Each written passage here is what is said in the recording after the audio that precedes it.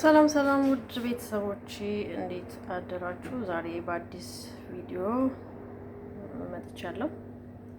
ከብዝ ወይም ቶርቴላ በዚህ መልኩ ጠብሻለሁ። ድንች ቆረጥ ቆረጥ አድርጌ ትልቅም አይደለም ትንሽም አይደለም መካከለኛ እና ኤግ ፕላንት ወይም ደግሞ ቤቶንጀን የምንለው ማለት ነው። ትንሽ የሽምብራ በዚህ መልኩ ቀቅያለሁ እና በአዶኒስ እንደ ሰላጣ ማቅረብ ትችላላችሁ። ሶስ አዘጋጅቼለታለሁ። ሶሱ ይሄ ነው። እርጎና ትህንዬ አንድ ላይ ሎሚን ጁስ እና ትንሽዬ ጨው አድርጌ በዚህ መልኩ አዘጋጅቻለሁ። ተከታተሉ። መጀመሪያ እንደዚህ አይነት ሳህን አዘጋጃለሁ። ፒሬ ሳህን ማቅረቢያ ከስር ይሄንን ሽምብራውን ካቱ በኋላ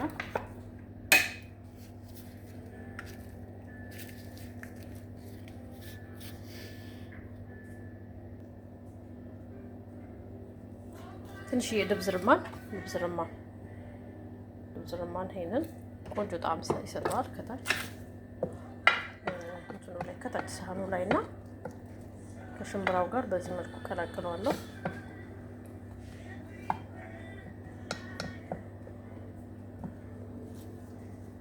ከዛ በመቀጠል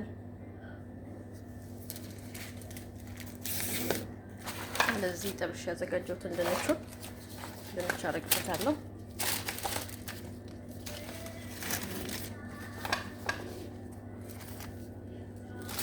ጣል አድርጌ በዚህ መልኩ አብዛኛውን ጊዜ ለረመዳን ነው የምንሰራው፣ ግን ዛሬ ለየት ያለ ሰላጣ መስራብዬ ነው። ይሄን ይመስላል።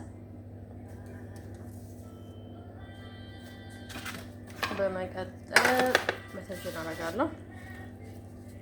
የጠበስኩትን ኤግ ፕላንት ጣል አደርግበታለሁ።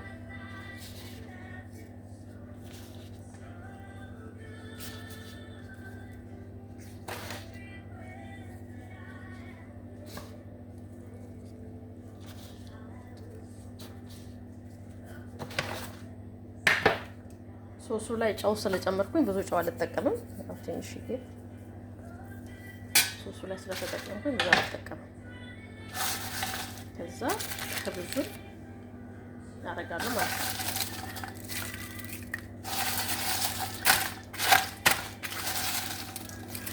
ከላይ ከብዙን አለብሰዋለሁ።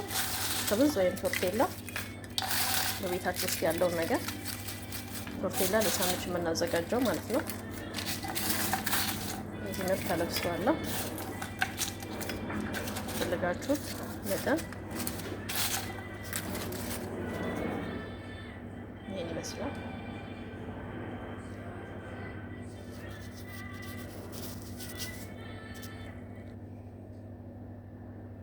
ወደ ተመልካቾቼ በመጨረሻ ይሄን ይመስላል ማለት ነው። ሶሱን በመሃል አድርግና ለእንትን ነው እንዲያምርልኝ ትንሽዬ ድብዝ ርማን ፍሬሹን እንዲጣል አድርግበታለሁ። ከዳር ላይ በአዶኒስ በዚህ መልኩ ከዛ በማንኪያ እየተጨለፈ ይቀርባል ማለት ነው። ይሄን ይመስላል። ስለተከታተላችሁ አመሰግናለሁ። ላይክ ኤንድ ሰብስክራይብ አትርሱ። ቴንኪው። ተባረኩ።